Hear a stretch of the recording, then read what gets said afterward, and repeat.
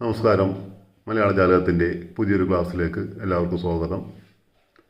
ഇന്ന് പൂജക ബഹുവചനത്തെക്കുറിച്ചാണ് പറയുന്നത്. ബഹുവചനത്തിൻ്റെ 3 വിഭാഗങ്ങളുണ്ട്.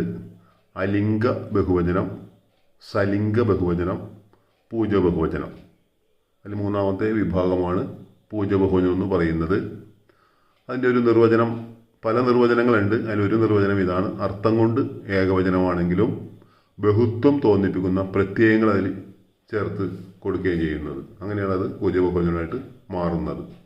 മറ്റൊരു നിർവചനം പറയുന്നത് ഏകവചനത്തോട് ബഹുമാനം സൂചിപ്പിക്കുവാൻ ബഹുവചനത്തിൻ്റെ പ്രത്യയം ചേർത്ത് വരുന്നത് പൂജ ബഹുവചനം എന്നൊരു നിർവചനവും കണ്ടിട്ടുണ്ട്. അപ്പോൾ ഇവിടെ കൊടുത്തിരിക്കുന്ന പ്രത്യയങ്ങൾ അർ എന്നുള്ളതും അതുപോലെ തന്നെ കൾ എന്നുള്ളതൊക്കെ എല്ലാം ബഹുവചനത്തിൻ്റെ പ്രത്യയങ്ങളാണ്.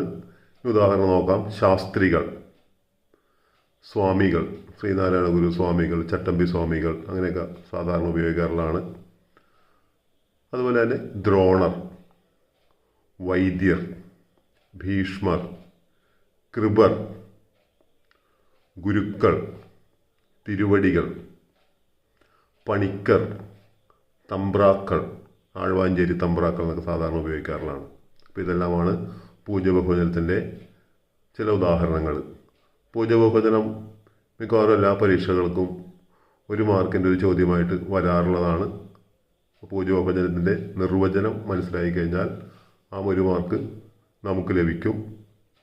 മലയാള ജാലകത്തിൻ്റെ ക്ലാസ്സുകൾ പ്രയോജനപ്പെടുന്നുണ്ടെങ്കിൽ സബ്സ്ക്രൈബ് ചെയ്യുക, ഷെയർ ചെയ്യുക.